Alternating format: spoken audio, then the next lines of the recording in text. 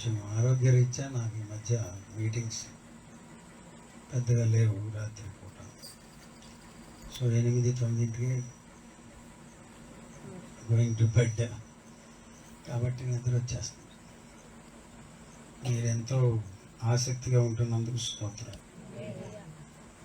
అయితే ఈ పెందల కడ పడుకుంటూ వచ్చే సమస్య ఏంటంటే 3కి 4 వచ్చేస్తుంది. ఇది వరకు 4-5 అయ్యేది, ఇప్పుడేమో ఈరోజు కూడా 3కి లేచాను. సరే, ఈరోజు సూజన్ పుట్టినరోజు, చాలా ప్రాముఖ్యమైన విషయం.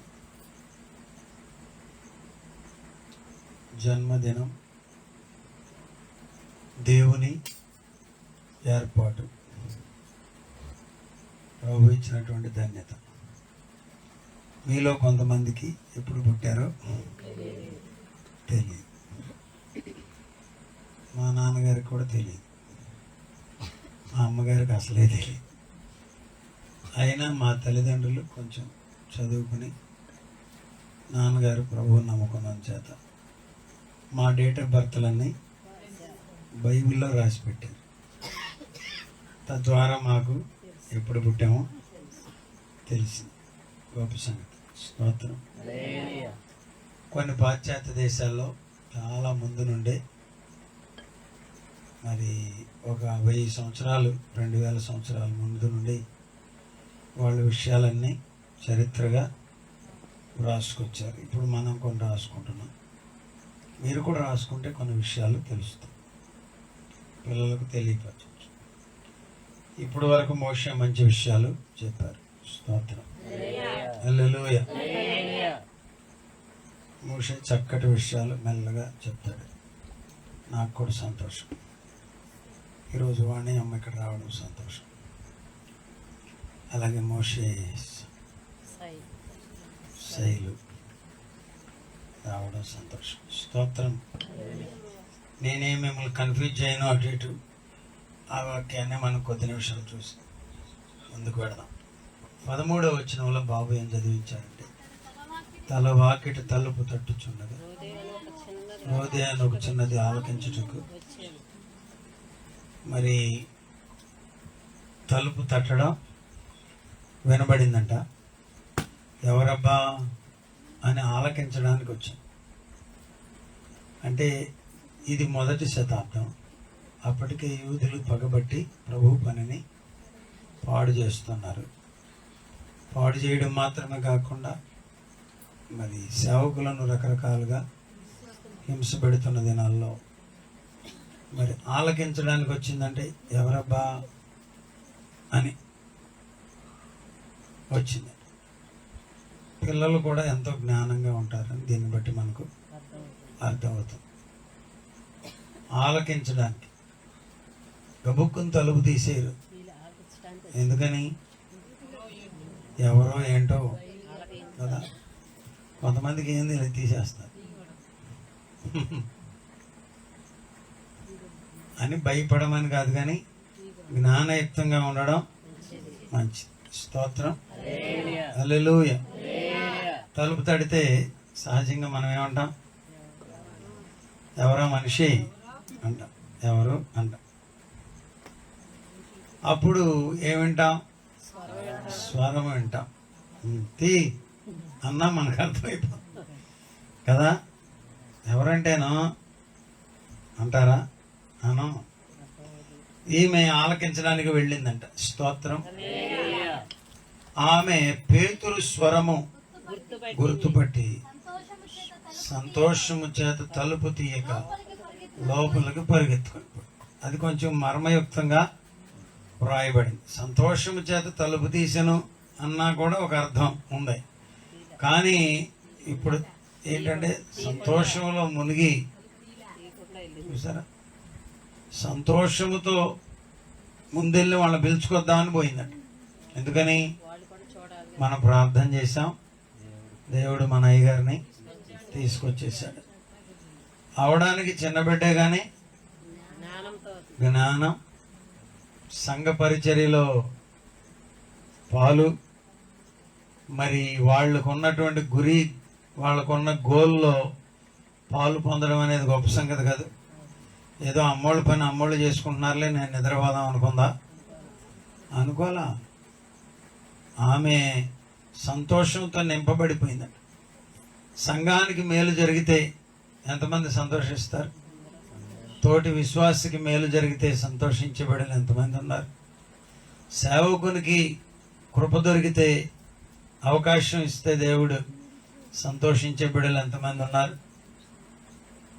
అసూయపడే బిడ్డలు ఎంతమంది ఉన్నారు?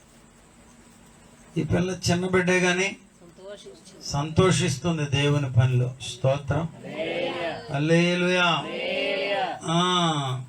సంతోషముతో తలుపు తీయక లోపలికి పరిగెత్తుకొని పోయి పేతురు తలుపు దగ్గర ఉన్నాడని తెలిపాను. అందుకు వారు, నీవు స్తోత్రం. సహజంగా మన భాషలో చెప్పాలంటే అమ్మా అయ్యగారు వచ్చేసారా అని చెప్పుంటుంది కదా, పేతురు గారు వచ్చేసారు అని చెప్తాం. కానీ సహజ తర్జుమాలో అలా వాడారు పేతురు అన్న పదం. మూల భాషలో వచ్చేసరికి ద వే ఆఫ్ స్పీకింగ్, పేతురయ్య అన్నదానికి పేతురు అన్నదానికి తేడా లేదు. కొన్ని తర్జుమాలు అలా మార్పు చేర్పులు ఉన్నాయి. అందుకనే పెద్దోళ్ళు తర్జుమాలు అంటూ ఉంటారు. పేతురు అక్కడ ఉన్నాడని చెప్పడంలోనే వాళ్ళు అన్నారంట, నీవు పిచ్చిదాని. ఇప్పుడు దీన్ని మనం ఎలా అర్థం చేసుకుందాం? వాళ్ళు చేసిన ప్రార్థనను వాళ్ళే నమ్మట్లేదా?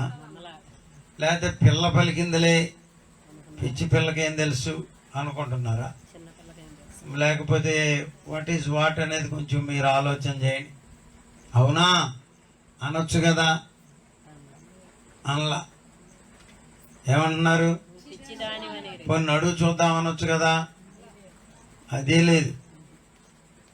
నేను అనుకోవడం ఏంటంటే, మోషే విపరీతమైన ప్రార్థన చేస్తున్నారు కానీ వీళ్ళకి ముందు లోపల ఎక్కడో గుండెల్లో ఓరి నాయన వాళ్ళని ఎత్తుకుపోయారు, వీళ్ళని ఎత్తుకుపోయారు, ఇప్పుడు చూస్తే ఈయన ఎత్తుకుపోయారు, ఇక మనల్ని కూడా ఏదో టైంలో మనం జోక్గా తీసుకున్నంత సెక్షన్ ఏం కాదులే, ఎత్తుకుపోతున్నారంటే మీలో మాత్రం ఎవరు వస్తారు ఇక్కడికి చెప్పండి? వద్దన్నానా?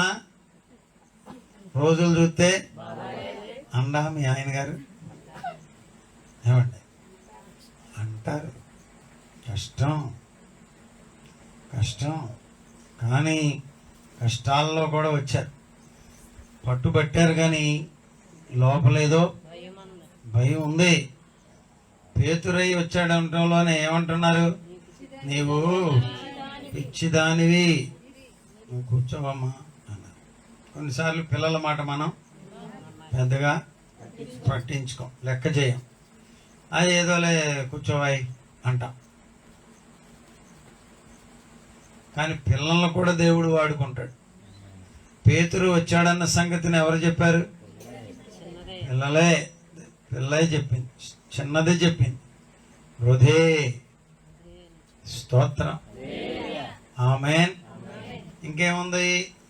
పిచ్చిదానివి అన్నారట. అయితే తాను చెప్పినది నిజమని ఆమె దృఢముగా చెప్పినప్పుడు, ఏ వయసు ఉంటుందో నాకైతే తెలియదు. ఒకవేళ మరి కమెంటరీస్లో ఎక్కడన్నా దొరుకుతుందేమో కానీ చిన్నది అన్నారు. అంటే వాస్తవంగా కూడా చిన్నదై ఉండొచ్చు, ఆ మాట అన్నారంటే. కానీ రూతు గ్రంథంలో రూతును కూడా ఏమన్నాడు? ఈ చిన్నది ఎవరిది అన్నాడు. కానీ అక్కడ వాస్తవంగా మనం అనుకున్నంత చిన్నదేమి కాదు. మీకెడ తెలుసు? అదిగో పెళ్ళయిందిగా. పెళ్ళయిందంటే కనపడ్డాక ఇంత కనపడ్డా మరీ చిన్నదానికి పెళ్ళాడు చేస్తారు.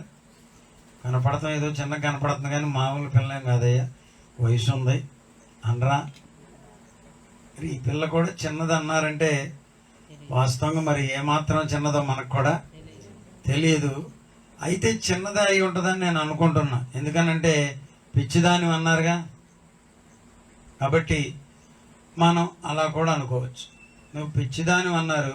రెండవది ఏమన్నారు? తాను చెప్పినది నిజమని. ఎట్లా చెప్పిందంట? అవడానికి చిన్నదే కానీ ఎట్లా నమ్ముతుంది? నమ్మేదేదో మనం దృఢంగా నమ్మాలి. పరిచర్యలో నమ్మకం ఎలా ఉండాలి? దృఢం. రెండమ్మా, పురుగులు పూర్ణాలకే కాదు, మరి ప్రార్థన అన్నారని తీసుకొచ్చాం, లేకపోతే మిమ్మల్ని తీసుకురాం. రండి. హల్లెలూయా. ఆమేన్ అంటారా? అయితే తాను చెప్పినదే నిజమని ఆమె దృఢముగా. చూసారు, ఒక మాట మీరు ఎట్లా చెప్పాలి? బల్లగుద్దినట్లుగా చెప్పాలి. దృఢముగా నమ్మాలి. విశ్వసించిన దానిని గట్టిగా పట్టుకోవాలి. స్తోత్రం. ఆ గ్రహింపు మనకు. ఏయ్ ఎక్కడే అన్నారు, ఉట్టిదేలే అంటే ఏమైనా ఉందమ్మా? ఏమీ లేనట్లే. నువ్వేమి అరవక్కర్లేదు, అది నిజమని నాకు తెలుసు. నువ్వేదో కేకలేసినంత మాత్రాన నేను బెదిరేది లేదు. దేవుడు ఉన్నాడని నాకు తెలుసు. దేవుడు ప్రార్థన ఆలకిస్తాడని నాకు తెలుసు. నా ప్రార్థనకు జవాబు వచ్చిందని నాకు తెలుసు. అవునా? అవడానికి చిన్నపిల్లగానే చాలా గట్టిగా ఉందే అని అపవాదికి వెన్నులో వణుకు పుట్టించాలి మీరు. స్తోత్రం. హల్లెలూయా. ఏమన్నాడు? తాను చెప్పినదే నిజమని ఆమె దృఢముగా చెప్పినప్పుడు మళ్ళీ ఇంకోటి పెట్టారు. ముందేమన్నారు? పిచ్చిదాని అన్నారు. బహుశా చెప్పేవాడు ఇవన్నీ నాకు అవకాశం ఇచ్చారు. నాకు ముందేమన్నారు? మిమ్మల్ని కూడా అంతే.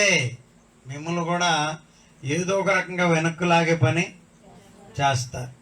ఇది కాదంటే అది, అది కాదంటే ఇది, ఏదో ఒక రకంగా మిమ్మల్ని విశ్వాసయాత్రలో బలహీనపరిచే ప్రయత్నం చేస్తారు. ముందేమన్నారు?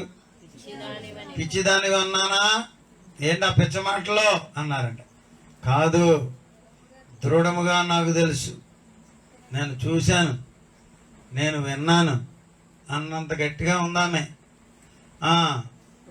అప్పుడేమంటున్నారంట?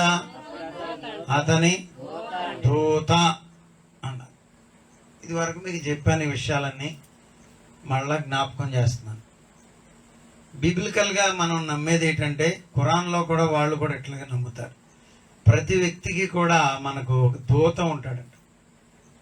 ఏంజిలాలజీ చెప్పేటప్పుడు దేవదూతల శాస్త్రంలో చెప్తారు, మనందరికీ ఒక్కళ్ళే పంపడంట దేవుడు. నువ్వు పెడుతున్నావు అనుకో, నీతో పాటు ఎవరు వస్తారు? దూత వస్తారు. అతని దూత అనేది అంటే అతనికి ఒక దూత ఉంటారు అని. స్తోత్రం. హల్లెలూయా. అర్థమైందా? దూతలు మీకు తెలుసుగా, కోటాను కోట్లుగా దేవుని చేత సృజించబడ్డారు. వారిలో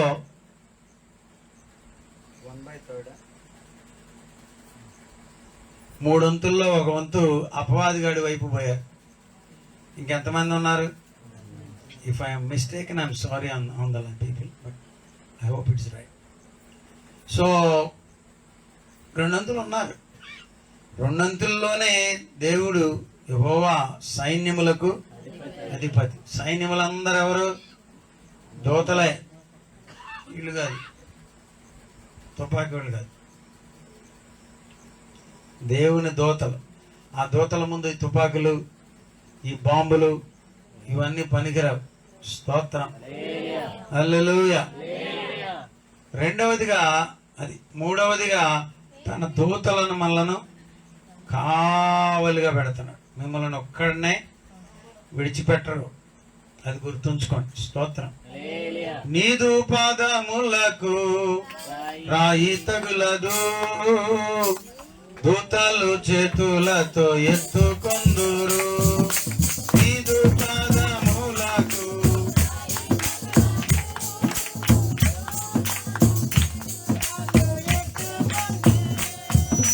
నీదు నామమెరిగి నీవు యేసు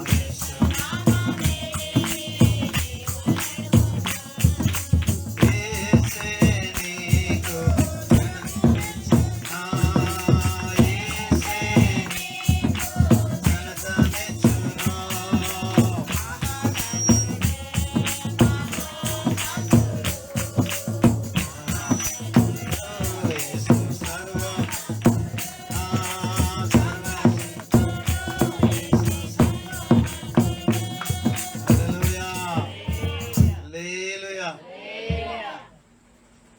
జెడ్ కేటగిరీ, వై ప్లస్ అంటున్నారు మళ్ళీ ఈ మధ్య. వీళ్ళందరూ జెడ్ అంటే ఒక వ్యక్తి ఇటు నడుస్తున్నాడు, ముఖ్యమంత్రి గారు ఇక్కడ ఉన్నారనుకోండి, ఇక్కడ ఉంటారంట కాపలా కాసేవాడు, ఇక్కడ ఉంటారు ఇటు ప్రక్క, ఇక్కడ ఉంటారు, ఇక్కడ ఉంటారు, 4 వైపులు. వై అంటే అట్లాగంట. రాజీవ్ గాంధీ గారు చనిపోయిన తర్వాత మొన్న మధ్య చెప్పినట్టున్నాను, మన ప్రధానికి స్పెషల్ ప్రొటెక్షన్ ఇచ్చారు, ఎస్బిజి, స్పెషల్ ప్రొటెక్షన్ గ్రూప్. ఎంత భయంకరమైన క్లైమర్ మోన్స్ పెట్టినా కానీ పేలనటువంటి కార్లు ఏర్పాటు చేశారు ప్రధానికి.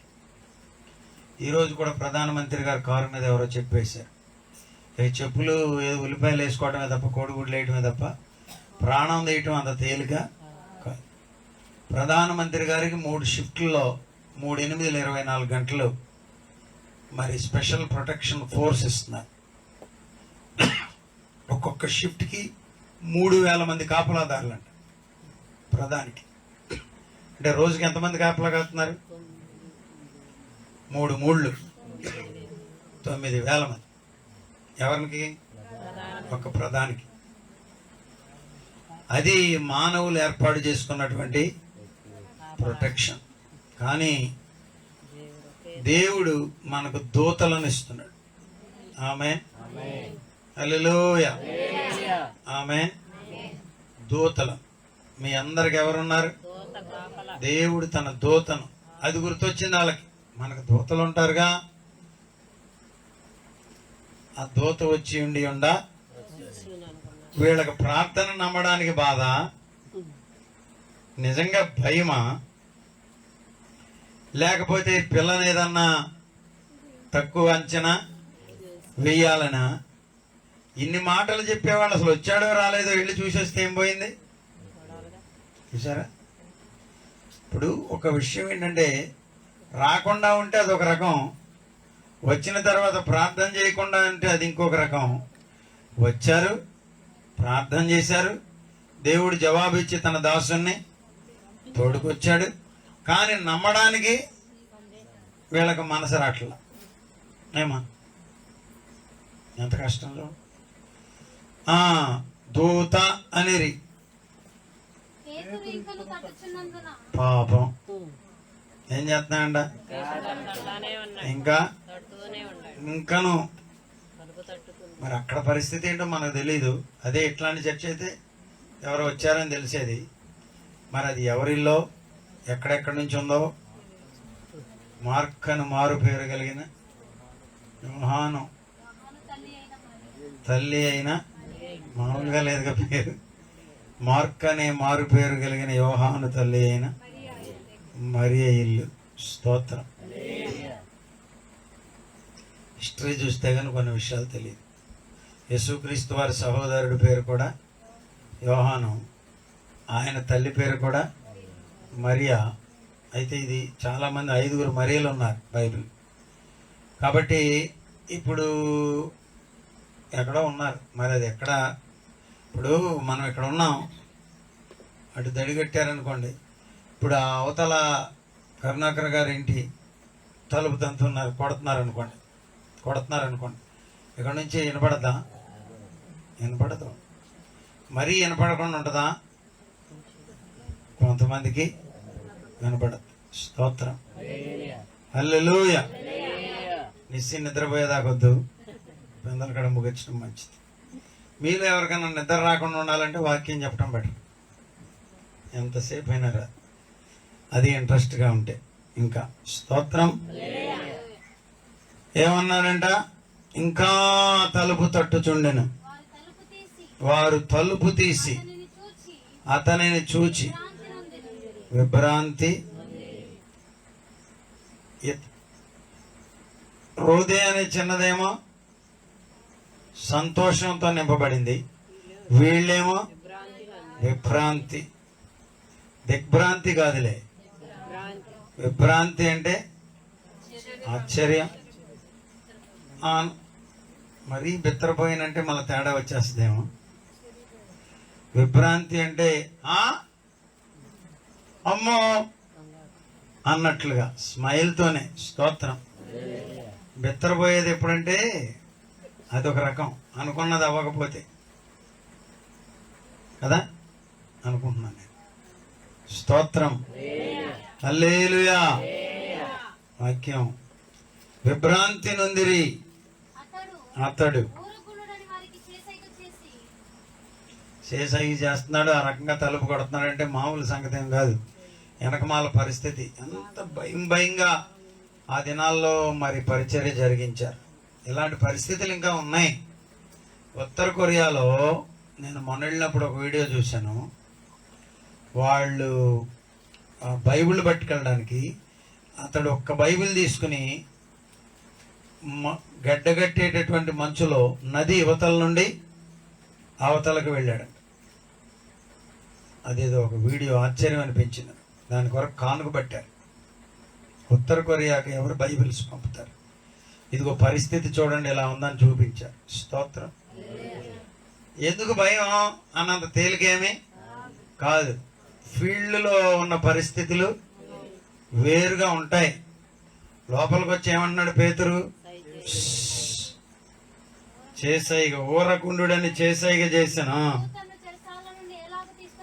ప్రభు తనను చెరసాలలో నుండి ఎలాగూ తీసుకుని వచ్చాను వారికి. అందరిని చూడండి, నిద్ర వచ్చే వాళ్ళు కూడా చూడండి. ప్రభువే తీసుకొచ్చాడు, గొప్ప కార్యం జరిగింది. బయట పడ్డాడు, అయినా ఎట్లా ఉన్నాడు? జాగ్రత్తగా ఉన్నాడు.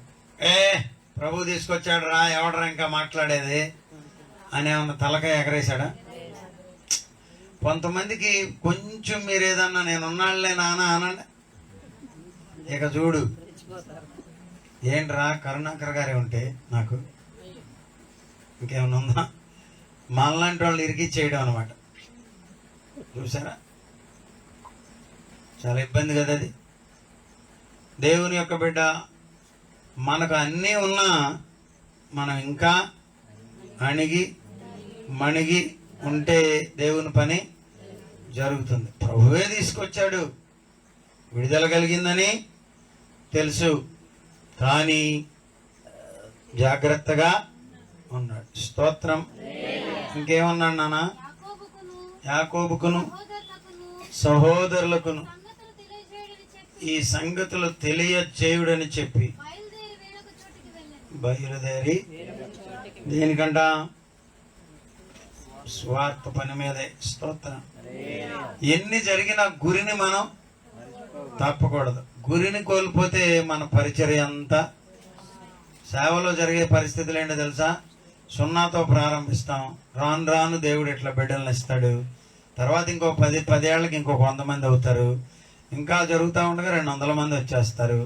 వాళ్ళు ఒకళ్ళు డబ్బులు ఉన్నోళ్ళు 2 3 ఉంటారు. మిగిలిన వాళ్ళు కూడా బలపరచబడతా ఉంటారు. ఈ లోపుగా డబ్బులు వద్దంటే వచ్చేస్తూ ఉంటాయి. ఇక చూడండి పరిస్థితి ఎలా ఉంటది. ఏంటి అమ్మా, గొంతు మారిపోద్ది, నడక మారిపోద్ది, ఇక స్థితిగతులు అట్లా. ప్రభువు మనల్ని ఎక్స్పెక్ట్ చేయట్లే. మీరు కూడా అంతే. ఇప్పుడున్నంత కష్టంగా 5 ఏళ్ల తర్వాత ఉండదు. మీ అమ్మాయి మీ అబ్బాయి ఉద్యోగాలు చేయడం మొదలు పెడతారు. డబ్బులు ఇదివరకు ఎన్నడూ చూడనన్న డబ్బులు వచ్చేస్తాయి ఆటోమేటిక్గా.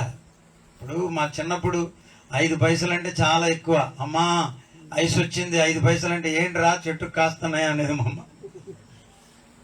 కేవలం 5 పైసలు ఇవ్వడానికి. లేదు లేదు లేదని ఎప్పుడుకో వచ్చేది. ఈలోపు ఐసోడు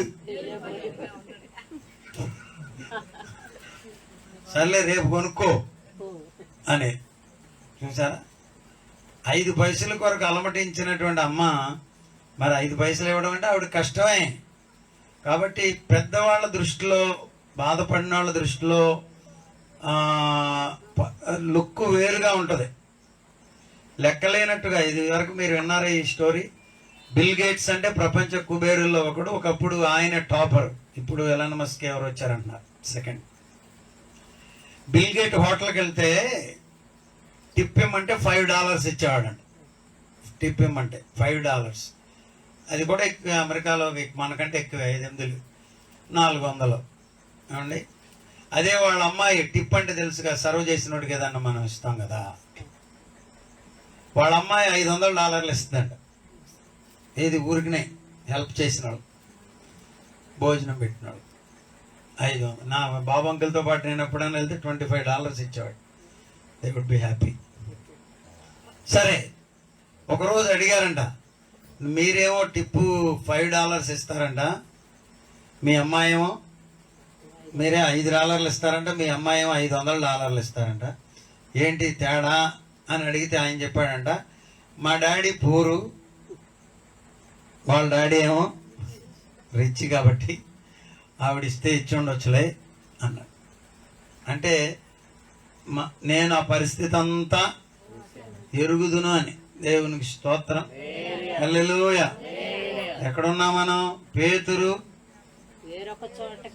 వేరొక చోటకి వెళ్ళాను. పరిస్థితులు రకరకాలుగా మారుతాయి, కానీ మనం మన గురిని విడిచిపెట్టడానికి వీల్లేదు. డబ్బులున్నా లేకపోయినా, ఆరోగ్యం ఉన్నా లేకపోయినా, పరిస్థితులు బాగున్నా లేకపోయినా, దేవుని సన్నిధిలో మనం ముందుకు పరిగెత్తవలసి ఉన్నది. అయినను ప్రభువు మనల్ని ఏమి విడిచిపెట్టేవాడు? నిన్ను విడువను ఎన్నడను. అద్భుతమైన సంగతులు కదా మోషే చెప్పిన సంగతి. చిన్నపిల్ల కానీ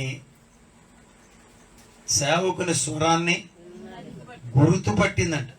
గొప్ప సంగతే కదా. తలుపు తీయక ముందే చూసిందా? స్వరాన్ని గుర్తుపట్టి. ఎంతమంది స్వరాన్ని గుర్తుపట్టగలరు? దైవ స్వరాన్ని గుర్తుపట్టగలవా? సంఘ స్వరాన్ని గుర్తుపట్టగలవా? సేవకుని స్వరాన్ని గుర్తుపట్టగలవా? స్వరమును గుర్తుపట్టే కృపలో నీవు ఉన్నావా? దేవునికి స్తోత్రం. కొంతమంది బాగా తెలిసిన వాళ్ళు ఫోన్ చేసిన, చెప్పండి ఎవరు? నేనేనమ్మా. నువ్వేలే ఎవరు అన్నాగా. అరే, రోజు ఫోన్ చేసి ఆవిడ చెప్పినా ఇంకా నువ్వు గుర్తుపట్టకపోతే ఏమనాలి? వినలేవ నీవు ఆ బలమైన స్వరము. ఇక్కడ కూర్చున్న వాళ్ళందరితో ప్రభువు మాట్లాడుతున్నాడు. ఒకసారి కాదు, అనేక మార్లు ప్రభువు మనతో. మనం ఏం చేయట్లేదు? గుర్తుపట్టడం లేదు. బయట ఉన్న వాళ్ళతో ప్రభువు మాట్లాడుతున్నాడు, కానీ మీరు ఏం చేయట్లేదు. ఏళ్ళలో కొంతమంది దేవుడు నాతో మాట్లాడాడు అంటే, కొంతమంది తాబేలు కానీ బయటకు వచ్చి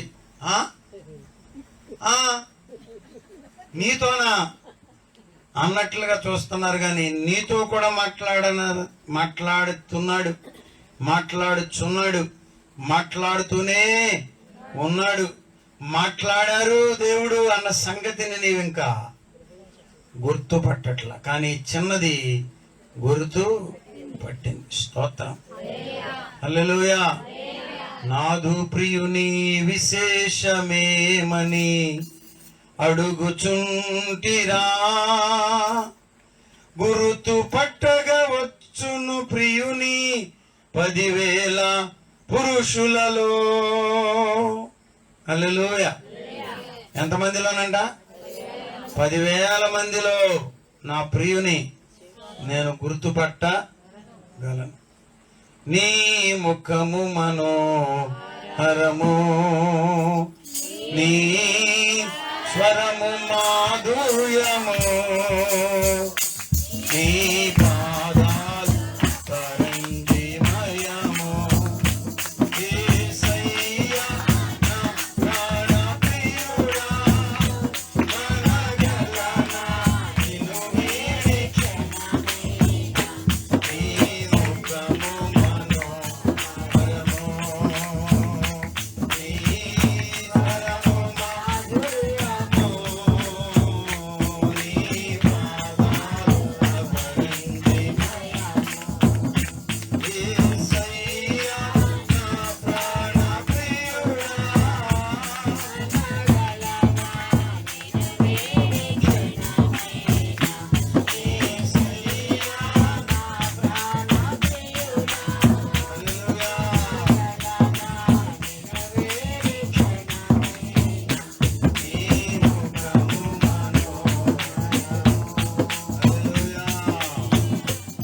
హల్లెలూయా. అక్కడ అయ్యగారు చెప్పినట్లు, మోషబాబు చెప్పినట్లు, దేవుని స్వరమును గుర్తించే కృప దేవుడు మన సూజన్కు దయచి. చిన్ననాడే నేను ప్రభు స్వరాన్ని విన్నాను. గుర్తించే కృపలు, సేవకుల స్వరాన్ని గుర్తించే కృప, దయ్యపు స్వరాన్ని కూడా గుర్తించే కృప. ఇది దేవుడు కాదు మాట్లాడింది, ఇది దయ్యమే అని కూడా మీరు చెప్పగలగాలి, గుర్తించాలి. స్తోత్రం. సేవకుల స్వరాన్ని, తల్లిదండ్రుల స్వరాన్ని గుర్తించే కృప దేవుడు ఆ బిడ్డకు దయచేయనుగాక. ప్రార్థన చేస్తాను. హల్లెలూయా. మా పరమ తండ్రి, ఈ చిన్న బిడ్డను మీరు బహుగా దీవించండి నాయన, ఆశీర్వదించండి నాయన, పరిశుద్ధపరచండి నాయన, వాడుకొనండి నాయన, ధైర్యపరచండి నాయన, కృపలో నిలవబెట్టండి స్వామి. బహుగా స్థిరపరచమని ప్రార్థన చేస్తుంది. స్థిరపరచవలెనని దానిని నిర్మించు యెహోవా. యెహోవాను నామమును వహించిన వాడే ఇలాగు సెలవిచ్చుచున్నాడు అని నీ వాక్యములో రాయబడిన రీతిగా ఈ చిన్న బిడ్డను మీరు స్థిరపరిచి బలపరిచి మీ నామమునకు మహిమ తెచ్చుకొనమని యేసు పరిశుద్ధ నామమును అడుగుచున్నాము తండ్రి. ఆమేన్.